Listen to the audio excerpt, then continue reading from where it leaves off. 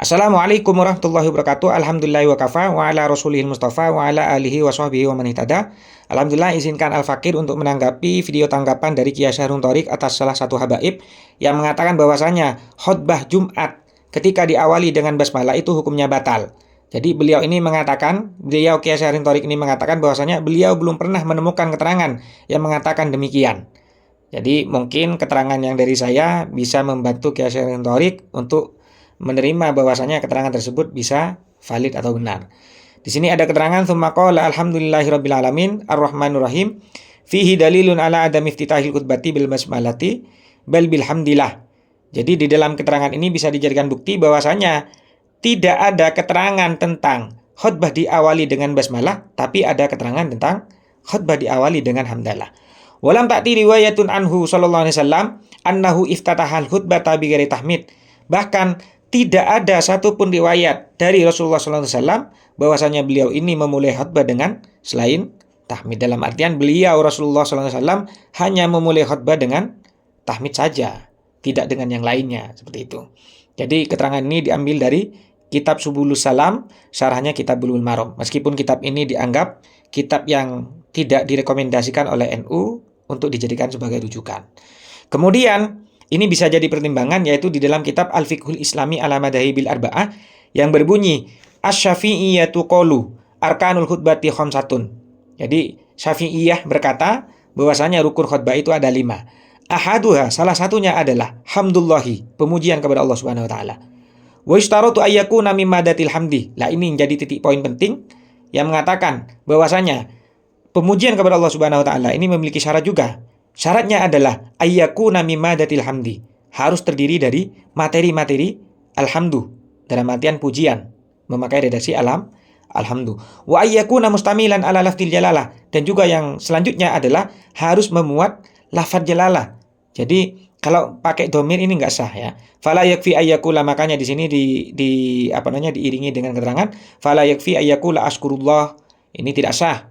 Au athna alaihi, karena pakai domir di sini enggak cukup, padahal kalimat sebelumnya pakai atna, itu pakai kalimat pujian. Au alhamdulillahirrahman, di sini ada pujian juga, cuman kalimat setelahnya pakai redaksi bukan lafzul jalalah, sehingga enggak sah juga. Au nahwi dzalika, atau selain itu. Lah ini keterangan dari kitab Al-Fiqhu ala Madhahil Arba'ah halaman 335 pada juz pertama. Kemudian di dalam Hasyiyah I'anatit Thalibin juga dijelaskan bahwasanya alhamdulillah ini menjadi syarat atau menjadi rukun dari khutbah. Nah, di sini saya bacakan redaksinya. Wa tsaniha salatun 'alan nabi sallallahu alaihi wasallam bilafdihima. Ay hamdulillahi wa salatu ala Rasulillah sallallahu alaihi wasallam. Kalhamdulillah au ahmadullah fala yakfi asyukru lillah au atsana'u lillah. Jadi di sini jelas ya. Jadi memakai ahmadullah kemudian alhamdulillah ini sah. Cuman enggak sah ketika redaksinya materinya pakai asyukrulillah au atsana'ulillah. Jadi di sini juga bisa memperkuat keterangan bahwasanya memakai selain alhamdulillah, memakai materi selain alhamdu, mimma datil hamdi, mimma dati ghairil hamdi, ini enggak sah. Karena tidak sesuai atau tidak memenuhi rukun dan syarat-syarat dari hamdulillah, seperti itu. Seperti contoh alhamdulillahirrahman, alhamdulillahirrahim, ini enggak sah. Seperti itu. Jadi intinya di dalam kitab ini Habib tersebut mungkin mengatakan atau memfatwakan tidak sah khutbah Jumat ketika diawali basmalah, itu mungkin memakai metodologi dari Syafi'iyah. Sehingga memang benar dalam metodologi Syafi'iyah alhamdu itu menjadi syarat atau menjadi rukun sahnya 2 khutbah. Seperti itu.